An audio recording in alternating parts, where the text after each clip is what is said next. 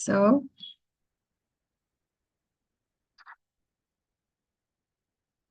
here we are in the Jnana Yoga, chapter 4, Transcendental Knowledge, right? Hare Krishna. So, before that, let us do our Mangalacharya. Radha Radha Govinda, we pay obeisance to that.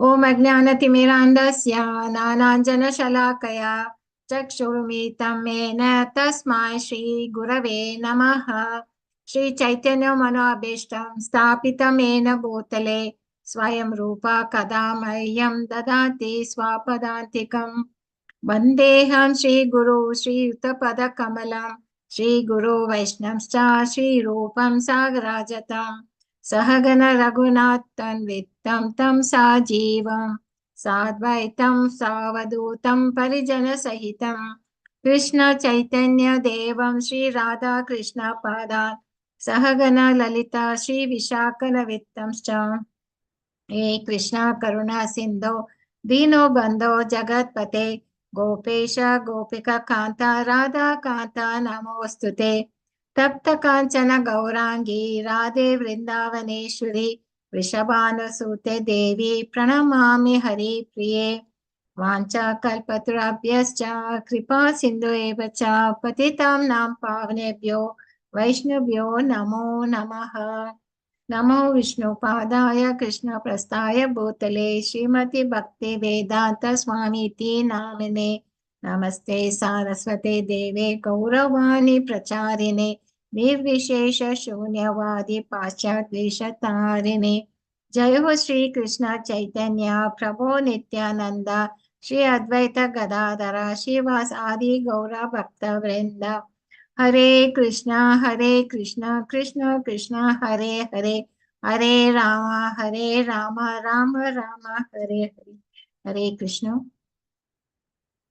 So, what we're doing in the last chapter was on Karma Yoga, where the Lord was, it started off with the query by Arjuna. He was confused. He wanted to know, he would prefer to take up sannyas rather than do Nishkama Karma.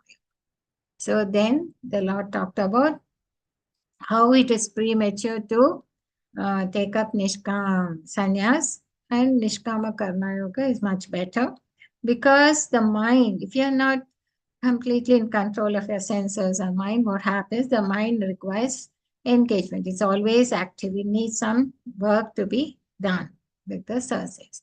So he says you do the work as your duty, and that is much better than taking up sannyas, because not doing any action is also will give you some reaction. If not doing your duty also will give you some reaction. So, and then he said, you go one step further, do it for me. Do it as a sacrifice for Lord Vishnu. So then he explains why we have to do as a sacrifice. That's when we start from going from Karma Kanda to Karma Yoga. Why? Because he said the jiva, the conditioned souls were had certain desires to enjoy independent of Krishna. So because you all had desires, I have made this material world and you have put you in there. So we are conditioned in this material world because we have come here to fulfill our desires.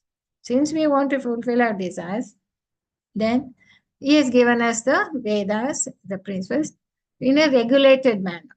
That's why we have to do in a regulated manner, follow the Vedic scriptures and enjoy, fulfill our desires.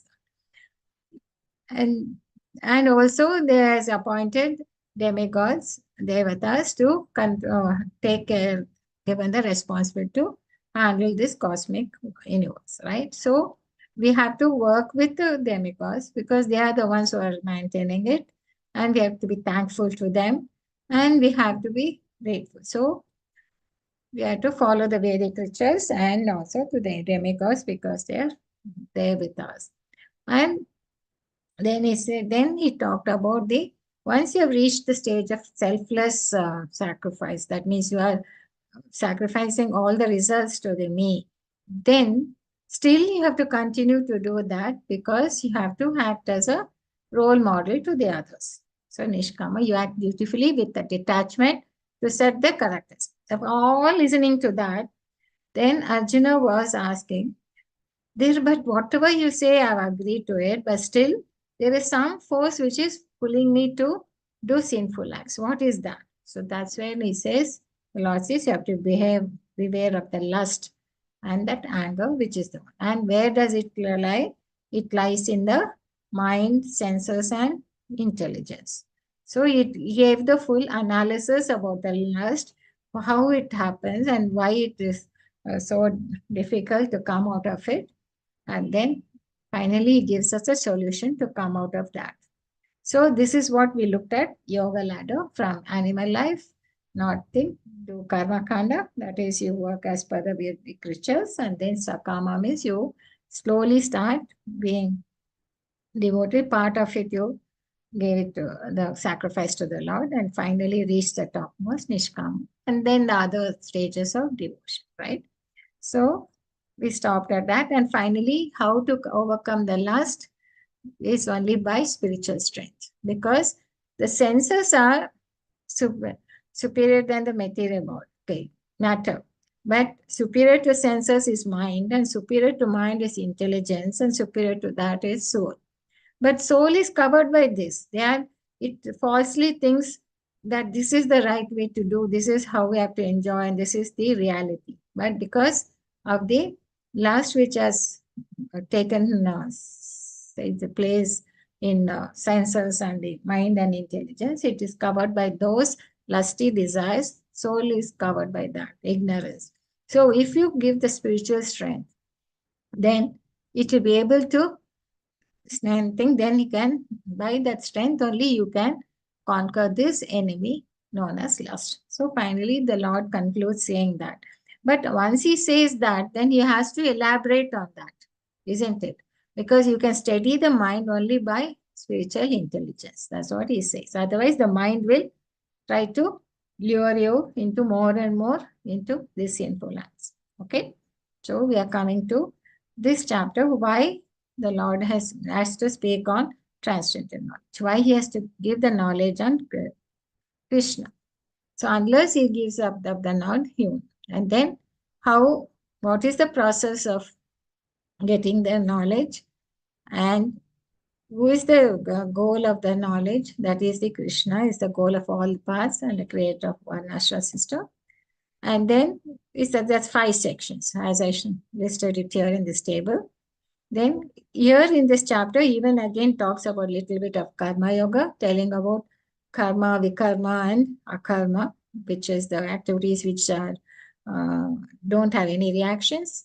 And then he talks about the sacrifices. There are quite a lot of sacrifices there, from 25 to 30 verses, because depending upon the nature of the jiva conditioned soul, they will get attracted to that kind of austerities. Then finally summarizes how to go about it, how we have to understand these sacrifices to spiritual knowledge. So here we are getting to know about the guru, how to say, why guru is required in a journey, and how to select them, and how to go about it, right? This chapter. So this starts off with the transcendent knowledge about Krishna. So he needs to know how it comes. What is the history behind this Bhagavad Gita? Bhagavad Gita as it is. So Bhagavan starts with the verse by Bhagavan. Sri Bhagavan Uvacha Imam Ivasvate Yogam Prakritam Maham Avyayam Vivasvan Manave Praha Manurikshava Bravit. The blessed Lord said, I instructed this imperishable science of yoga to the sun god Vivasvan. Okay. And Vivasvan instructed it to Manu, the father of mankind, and Manu in turn instructed to Ikshvaku. And Ikshvaku was the Maharaja of the earth. That's how it came to the earth. So Bhagavan, he said, so this science he has told, now it's not a science which is new, which is now he's telling first time to Arjuna. No, he says this is a imperishable science. It's an avyaya. Okay. And he had instructed already to first to the sun god, Vivaswan, who was the sun god, who was the Lord of Sun. He was given that responsibility of the sun. And Vivaswan instructed to Manu. The Manu is the father of mankind. And he in turn to Ikshva. So this is the history of Bhagavad Gita. This is Abhyayam. It's not imperishable science and this. And why is he telling it now? And we have to understand that there is a parampara. There is a process.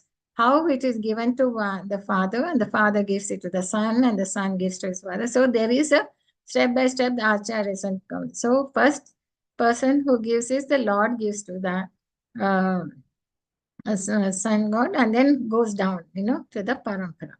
So in that way, there are a lot of, paramparas is very important because it should be transcendental knowledge about Krishna. It should be received by disciplic succession because it should not be interpreted in a different way. It should be received as it is, and you should pass it on as it is. It should not be. So if you want to know about something, the acharya from a guru, he must have received this knowledge again from his guru. And that guru should have received from others. So they must have come down by the disciplic succession. Okay. And that knowledge should be about the Lord's form, his birth, and his activity. That is the truth. And it should not be distorted. And these things, knowing these tricks are truths, one who takes shelter of Krishna becomes purified and attains Krishna. So this is the reason why we need to know about this. Okay. So, evam parampara prap. If that was the reason how it was given down by parampara, then why is it being taught now? That's a question. So here Krishna says, evam parampara praptam imam rajarishyo vido sa kale neham hata yoga nashta paranta. So down the line, it became lost. It's not that the knowledge was there, but the chain of succession, the way it was coming from the disciplic session, that chain got broken. That means Raja Rishis in those days, they were saintly kings, right? And their duty was not only to protect they had the responsibility to the citizens, not only to give them education, also culture, and also devotion. So they had to give the whole holistic manner. It's not just protecting them or giving them the needs for day-to-day needs or anything. Okay. So it was fully thing they had to give. But they were saintly kings and they were always being guided by the sages. But what happens is down the line when it was broken means that it was not passed on properly. That means they must have, though they would have got the knowledge, they wouldn't have practiced it.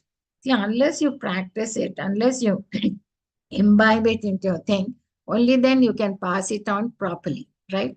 So somewhere it has been done where they have not practiced it properly or something, and chain has been broken. You can take an example like, where by Gauranga Prabhu had given one example, very nice it was. Suppose you have a field, an agricultural field, and and there's a lot of people go around in it. So as they walk around, initially there have been a lot of weeds and things, and by repeatedly people walking around, the path would have been formed.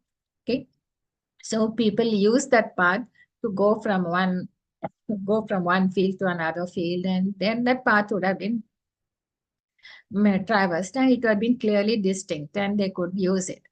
But what happens when there's some rainy season has come, and people do not walk regularly, then the path would have been, a lot of weeds would have come and overgrown because not many are walking around. So after some time, you don't even see the path, right? Then what happens? So similarly, the knowledge, if it's not being used and if it's not being passed out, then it will be lost. Like the path was lost because the people were not walking around, right? Same way. So though the path was there, but that means the knowledge was there, but it was not seen. So it is responsibility is not only to protect the knowledge, but also to preserve it by practicing it and to pass it on so that it will be continued to that thing. So this was the responsibility, but Down the line, I've seen it got broken. So it has to be, it appears to be lost. Not that knowledge is, people were not practicing properly. So there are actually, when you talk about the parampara, there are 4 sampradayas in this.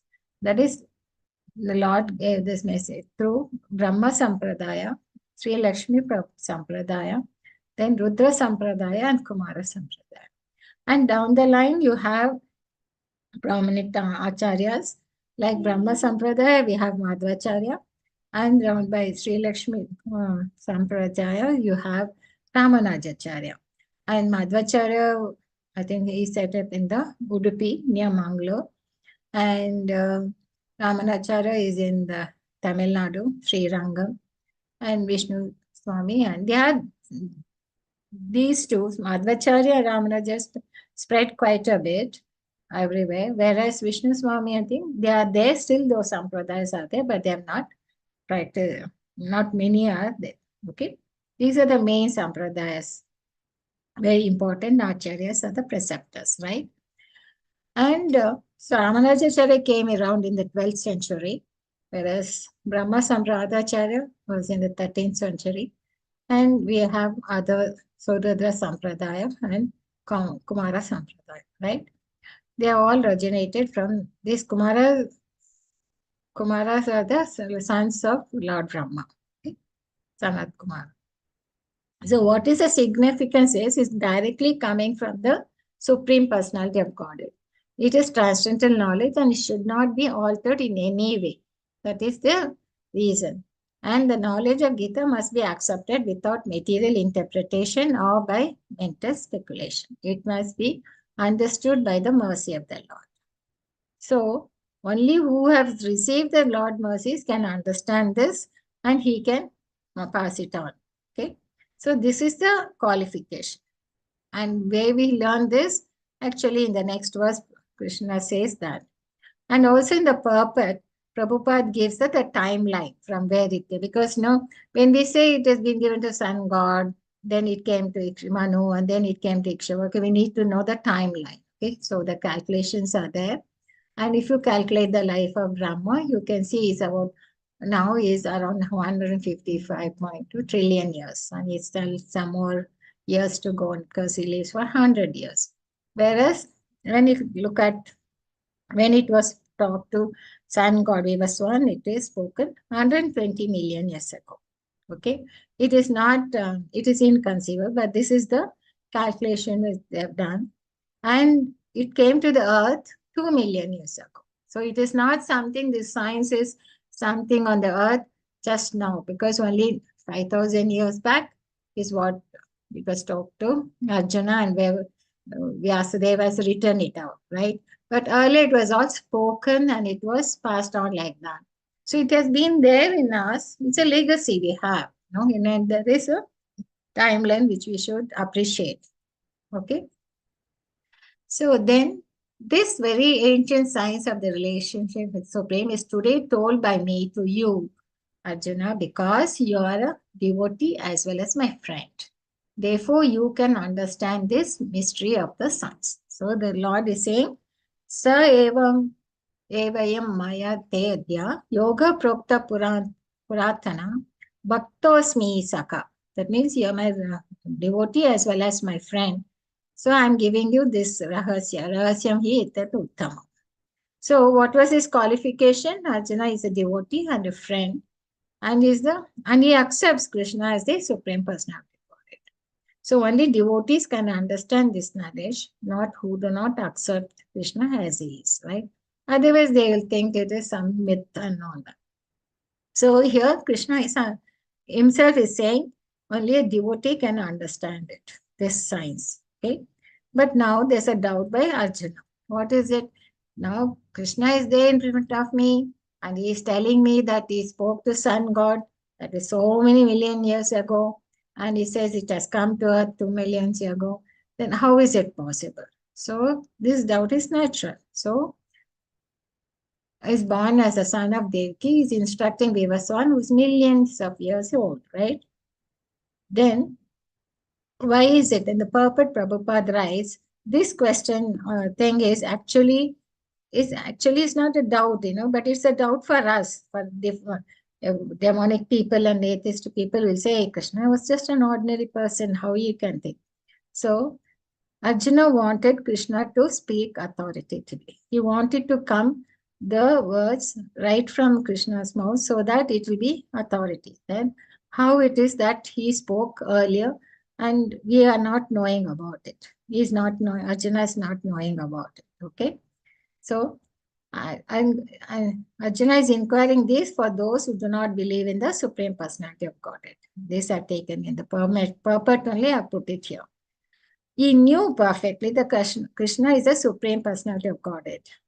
Okay, and he has appeared as a son of Devaki and Vasudeva on this earth because of the benediction. He has given them that I'll come, because they did a lot of tapas for so many thousands of years, and they wanted a child as equal as the Lord. So the Lord said there can't be anyone greater than him. So only he himself has to come down on the earth. So he came as a son of Devaki and Vasudeva because of the benediction. So the atheist who consider Krishna as ordinary may come to know that, oh, Krishna is superhuman. Yeah, he lifted the Govardhan hill, he did a lot of Leela. But still they will think he is just having a person with a lot of supreme personality. Okay. And is Sachidanand, the Vigraha, the eternal form of bliss and knowledge, they won't understand. He is transcendental and is above the domination of modes of material nature and above the influence of time and space. Okay. So this is the thing. When we came, and Lord Krishna is considered as Paripurna Avatar of Lord Sriman Narayana, took birth. This is given here. And these were the thrice that he has come to the thing. First, he was born to the divine couple, Prushni and Sutapa. Next, he came as Lord Vamana to the sage couple, Kashyapa and Aditi. And now he came as Lord Sri Krishna to Devaki and Vasudeva. That was in Dwapara Yuga. Okay. So before taking birth, he gave darshan to his parents in his original form of Lord Sriman Narayana. And then because of the lineage and the boon given to them. Otherwise, they wouldn't understand that they got this benediction and Lord is born as the son. So how could you tell Bhagavad Gita to son God Vivaswan if he is senior by birth to you? So Paranta. So he is asking them. Okay. Shri Bhagavan Uvacha Bahuni me vyatitani janmani tava acharjuna tani aham veda sarvani natvam veda paranta. Many births both you and I have passed. Bahuni me vyatitani. I can remember all of them, but you cannot, O subduer of the enemy. He says you cannot understand, but I have come here many times. Many births, both you and I. Okay? So, and why is it so? Although I am unborn and my transient body never deteriorates, and although I am the Lord of all living entities, I still appear in every millennium in my original transient. So Krishna says, I am coming in my Atma Mayaya. That's why it is transcendental form I have, and I can remember everything. But when you come with a material form of body. So actually, the purport, Prabhupada writes, his appearance and disappearance are the like suns rising, moving before us and then disappearing from our eyesight. When the sun is out of sight, we think the sun has set. In fact, actually the sun is there only, but only thing we cannot see it, right? And when the sun is before our eyes, we think the sun is on the horizon. Actually, the sun is always in its fixed position, but owing to our defective, insufficient senses, we calculate the appearance and disappearance of the sun in the sky, right? So here, but the Lord is there all the time, but only we think he has just come now and he has come like an ordinary person. That is the thing. So there is a difference between the body of the Lord and the Jiva. Okay? Krishna's form is spiritual, whereas our form is temporal. Okay? The soul is covered by two bodies. One, it has got a gross covering and a subtle covering. The gross covering is made of the Panchabhutas, earth, water, air, fire, and ether, whereas the subtle body is made of mind, false ego, and intelligence. Okay, whereas the soul is Satchitananda.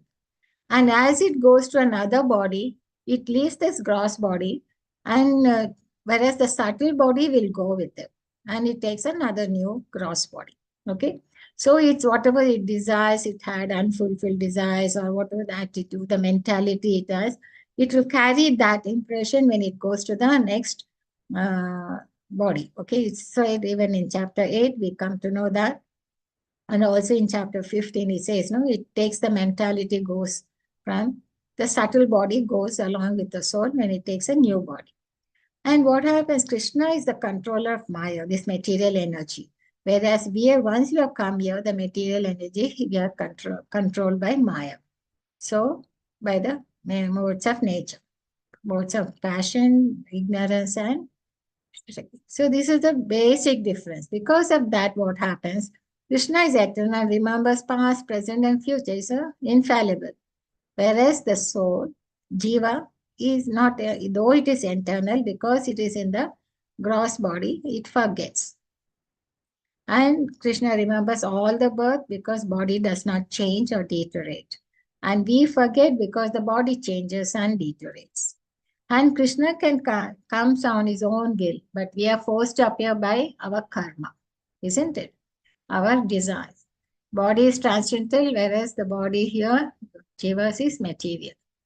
So here there's no difference body and self, Advaita, whereas the soul acquires an external body, gross and subtle, right? So these are the basic differences which we should keep in our mind. So I think this I repeated the same thing because we see white picture of Krishna in old age. We never see a picture of Krishna in old age because he never grows old.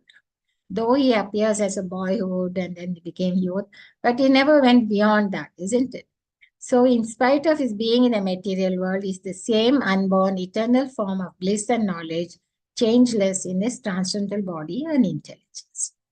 So it's very clearly we are getting to know about the Lord. So we know about the Lord and why the transcendental knowledge is coming from him. And now he talks about his activity, why he appears and when he appears and what is the reason. So he talks in this verses 4.7 and 4.8. And it's a very famous verse. When does he appear? Yada yada hi dharmasya glani bhavati bharata abhyuttanam adharramsya tadatmanam srijami haham. Whenever and wherever there is a decline in religious practice or descendant of Bharata and a predominant rise of irreligion, at that time I descend myself. So he clearly tells when he comes, okay? Because he what he has to do. So although Lord appears on schedule, namely at the end of Dwapara Yuga of the 28 million of the 7th Manu in one day of Brahma, he has no obligation to adhere to such rules and regulations because he is completely free to act in many ways at his will.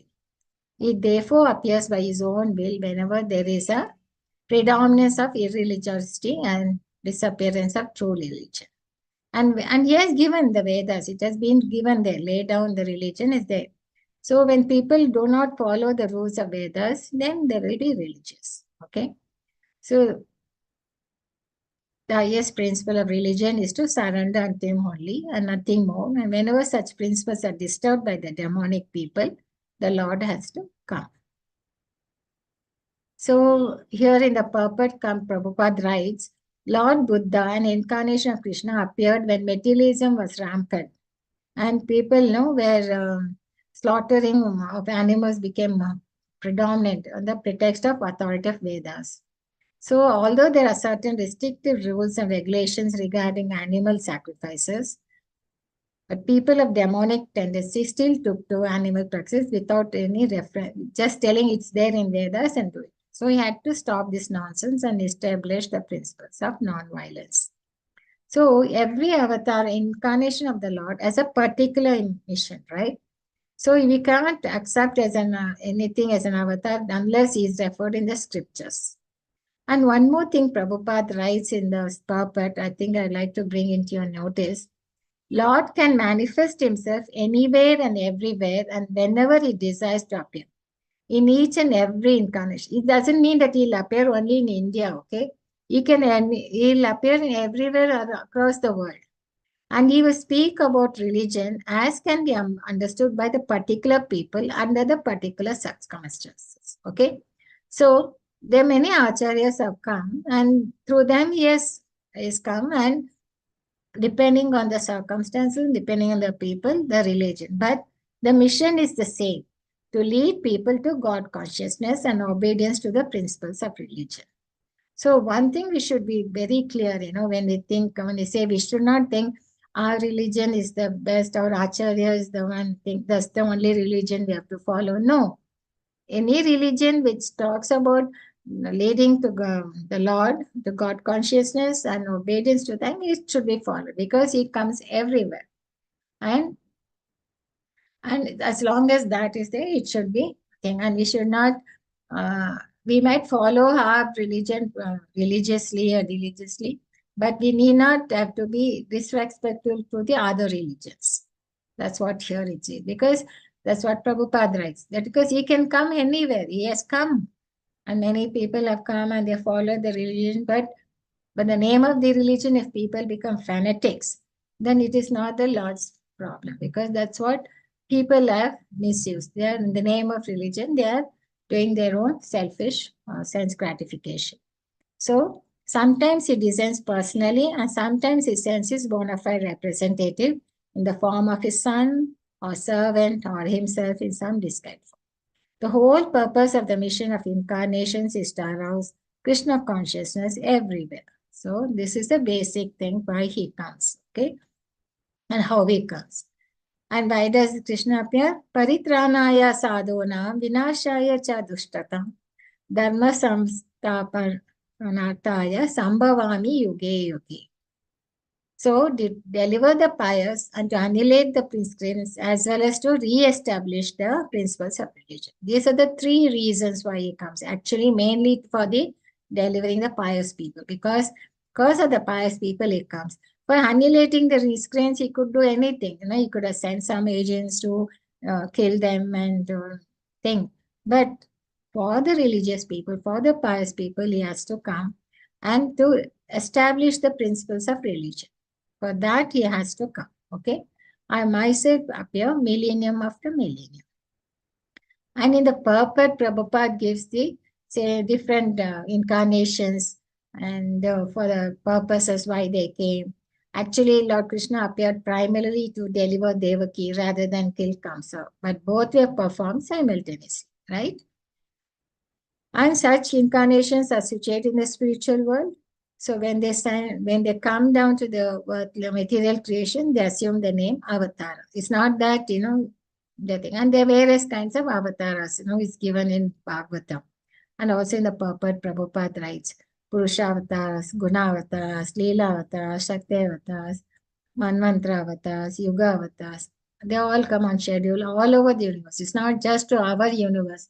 Still, there will be so many pastimes are going on in the other universes which we don't know, but it is going on. Okay, so you might have come as Krishna here, and you can go as Krishna somewhere else also, or as Narasimhadev, or as Lord Rama. So that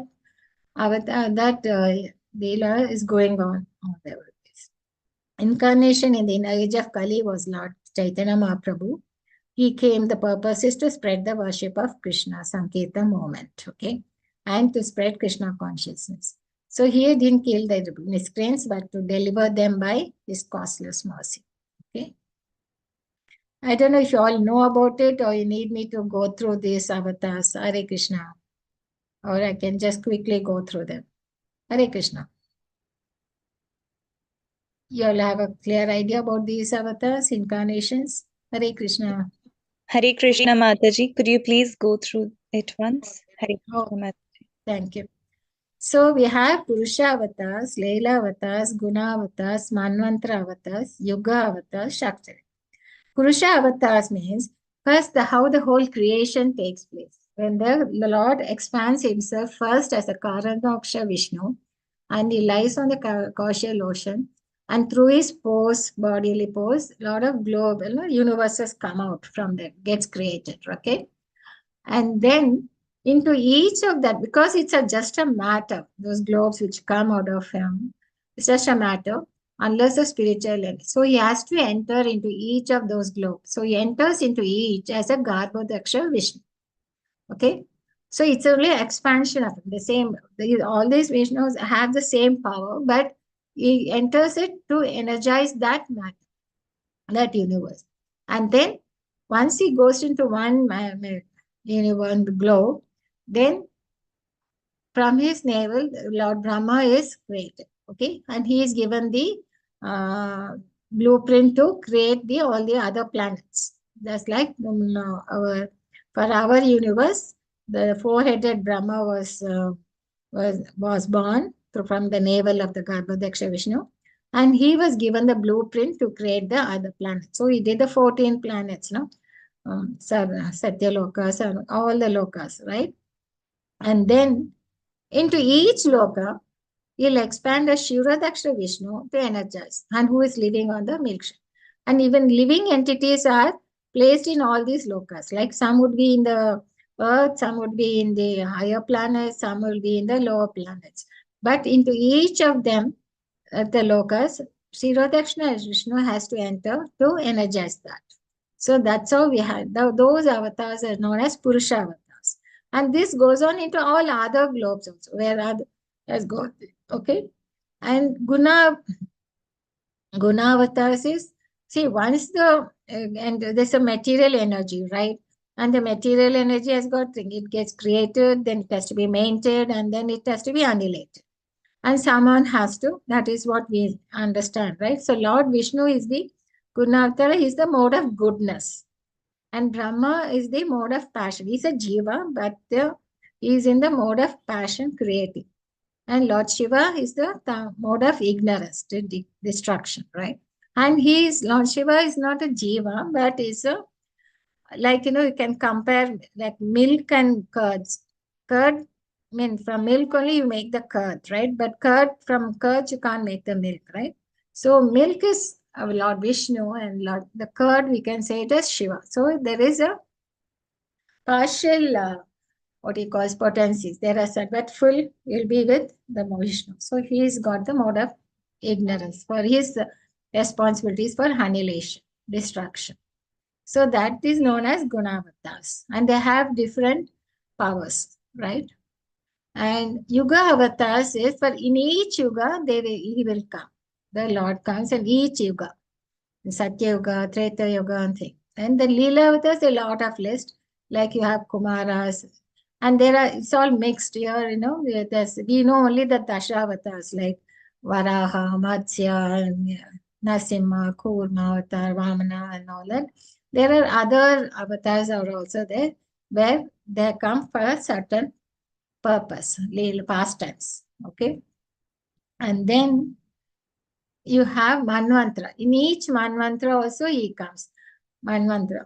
So suppose like Manvantras as Yagnam and Vibhu, then Satyasheno, Hari, and all these descriptions are given in Srimad Bhagavatam. Okay.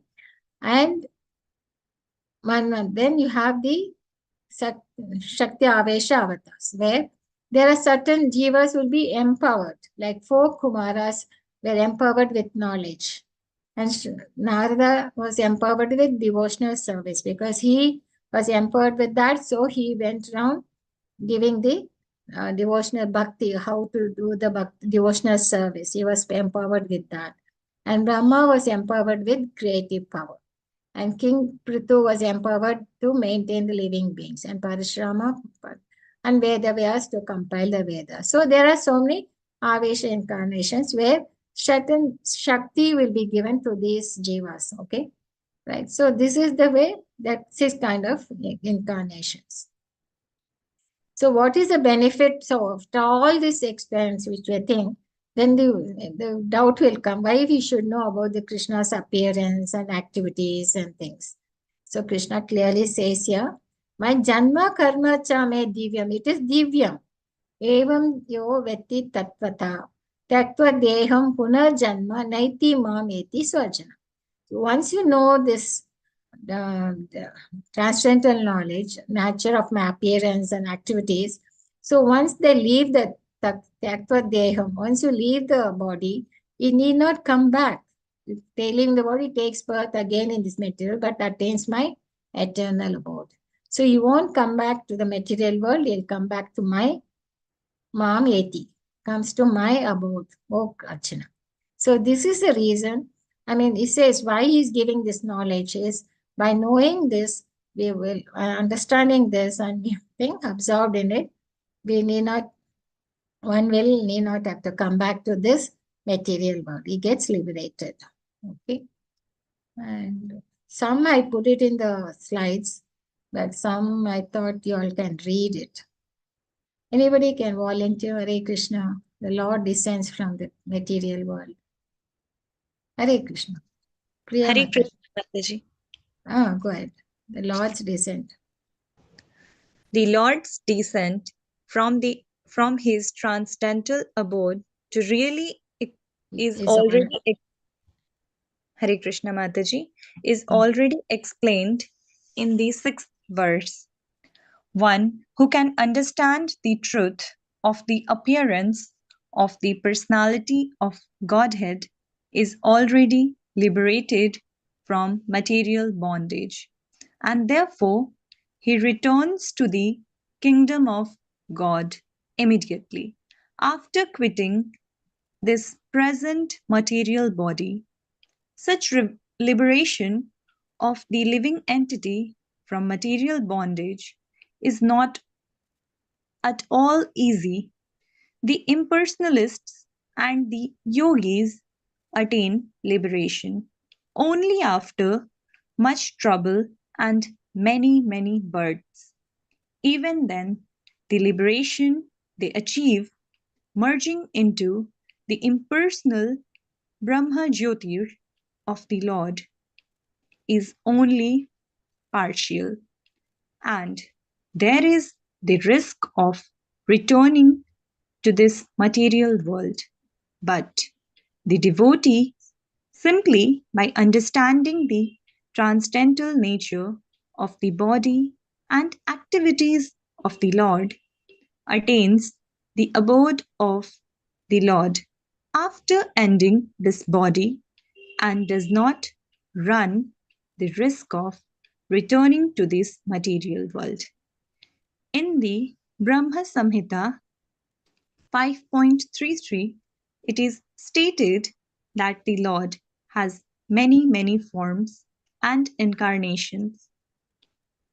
Advaitam, Akshutam, Anadim, Anantam Rupam.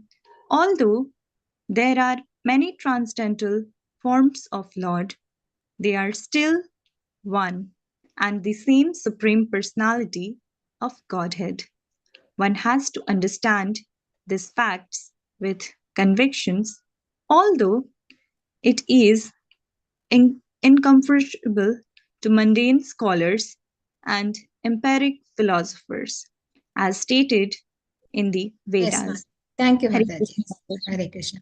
So here, like if you can take the Prahlad Maharaj example, he just heard the whole thing, Tattva Bhagavatam from Narada Muni, right? And he understood the whole thing, and when he came out and he was born, took birth, he was so immersed in the devotional service. He could remember everything. So he was absorbed in it. And after the thing he did go back, he was liberated because of that understanding the transcendental knowledge. So here it says others, they think like yogis and all who do a lot of tapas, they want, their idea is to get merged into the impersonal Brahma Jyoti. But there is if they then don't take to devotional service, then the risk is there to come back to the material world.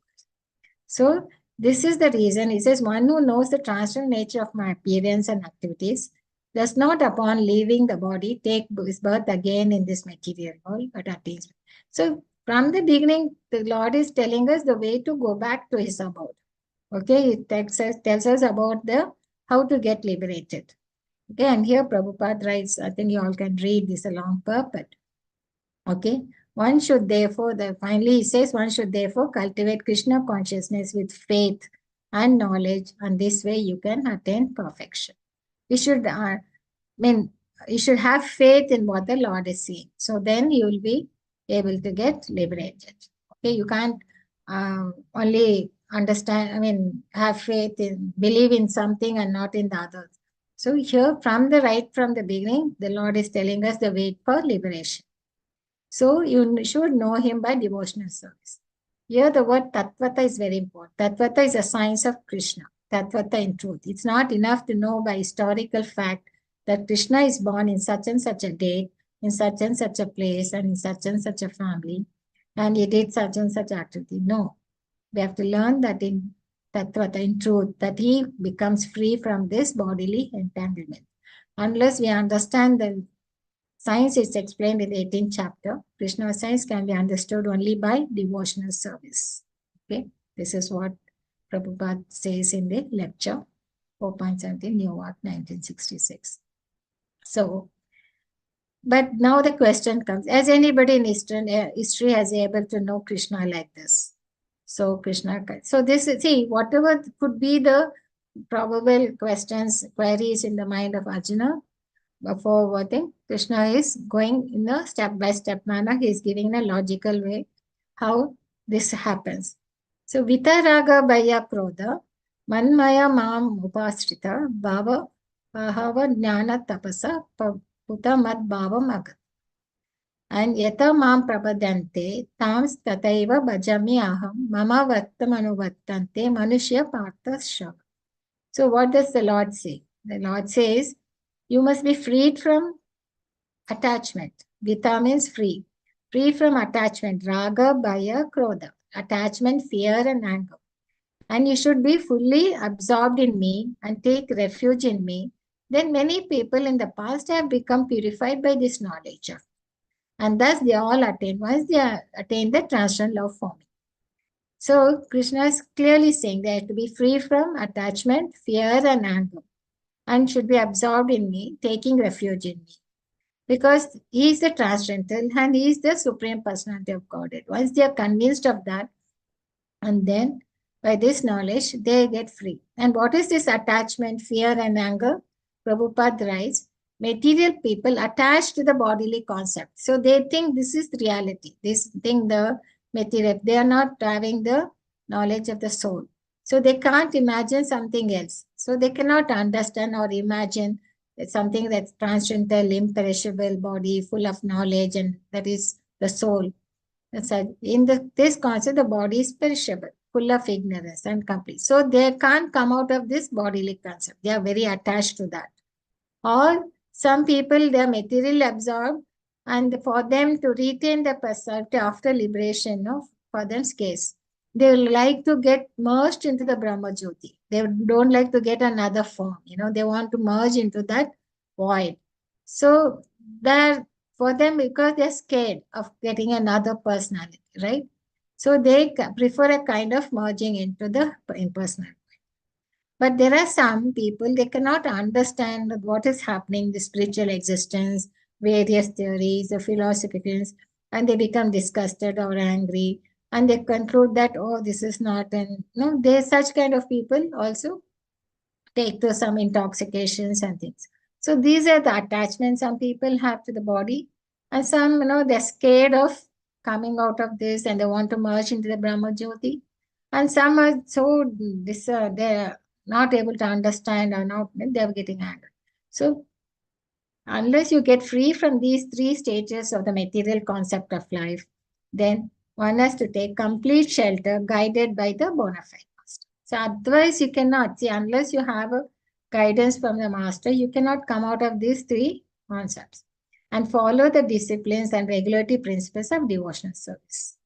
The last stage of devotional life is called bhava, for the transcendental love. So this is the reason different degrees of affliction, your raga, bhaya, and krodha. Okay. So this they become angry and accepting the relation, right? So how do you, now you said why we have to know, and and how you get liberated, right? But how to get it? So by hearing about Krishna, many persons in the past became purified and attained love for Krishna. They attained it because this was their desire and Krishna fulfilled it, right? So what if someone takes shelter of Krishna with something other than a desire to achieve transcendent love for him? So you might take shelter, but you might take shelter for some other reason. You may not surrender completely. So now some people who have been fully absorbed in him, just 1 minute, huh? Excuse me.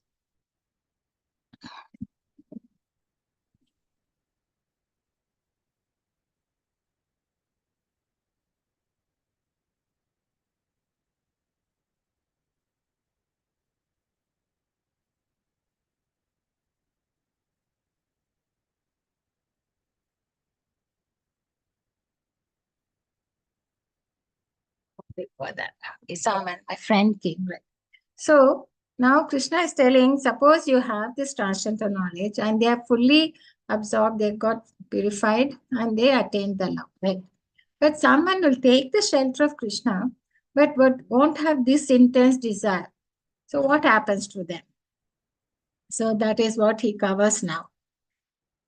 Let's say, so Krishna explains his reciprocation with such category of souls. As all surrendered to me, I reward them accordingly. Everyone follows my path in all respects, O son of Pritha. Yata mam prabhadanti. So to the degree of surrender, he will reciprocate to that degree. That's what he says here. So everyone is searching for Krishna in different aspects of his manifestation. He is partially realized in Brahmajyoti. Some people want to merge into him. If you want to merge into Brahmajyoti, okay, go ahead and do it. He will whatever the way you want it, he'll fully think. But for pure devotees, he is fully realized. So in transcendent world also, Krishna reciprocates in the same way. Some want him as a master, some want him as a friend, some want him as a lover. So depending on the rasas you have in which you approach the Lord, Krishna will reward the devotees equally. Okay. So in material world too, such personal service to Lord is seen giving transcendental bliss. So for impersonalists too, Krishna helps by absorbing them into his influence. So in this verse, he clearly says that he will reward everyone according to their surrender, to the degree of their surrender. Even if they don't, atheists won't believe him. But in the time of death, he comes to them. Only at the time of death, he's going to see Krishna. But everybody is searching for him. They may not see him there. But depending into how you have surrendered to him, then the Lord will reciprocate. For the fruity workers, Yagneshwara, because he does the sacrifice to the rituals and he wants certain benefits. So indirectly, he comes there to reward the fruity workers. The impersonalists want to be immersed into his Brahmajyoti, and yogis want some mystic powers from him. And devotees have approach him with different rasas, as I said, no primary rasas. So accordingly, he will. So everyone depends on Krishna's mercy for success. And all kinds of spiritual processes are but different degrees of success on the same path. It's not that the goal is different. The goal is same, but there are then different levels and different things, degree. That's all. And they will be still progressing towards the Lord. Okay. So these are the 5 kinds of rasas: Santa rasa, Dasya rasa, Sakya. Actually, Shanta rasa is like the says that in Brajabhumi, Yamuna river, Kadama trees, cow, and these are the Shanta rasas. Dasya rasa is like direct servants of the Lord. Sakya rasa is like Arjuna, right? Vatsya rasa is the father, mother, like Yashoda, Nanda Maharaj. Madhurya rasa is like the gopis and Radharani. Okay. So impersonalists do not agree to accept the eternal personal, blissful personal body. They cannot relish the bliss of transcendental personal service to the Lord. So they don't want that. They want to like to get merged into the society. So that's how it's repeated here. For we fruity workers, Lord abhors them as the Igneshwara. Yogis seek mystic powers And so is about it. And all kind of spiritual powers are what you think is but different degrees of success on the same path. Okay? It's the same path, but they have a different degrees of surrender. That's what here Krishna says. Men in this world desire success in fruitive activities and therefore they worship the demigods quickly. Of course, men get results from fruitive work in this world. So indirectly, they'll be getting through the demigods. So that's what here Krishna says. So we looked at this, that evam parampara prapta. Only by that process we can know the knowledge about the Lord, right? And Krishna is the goal of all the paths and is the creator of Varnashrama system. We'll look at the different. And to what degree one surrenders, to that degree he will reward them.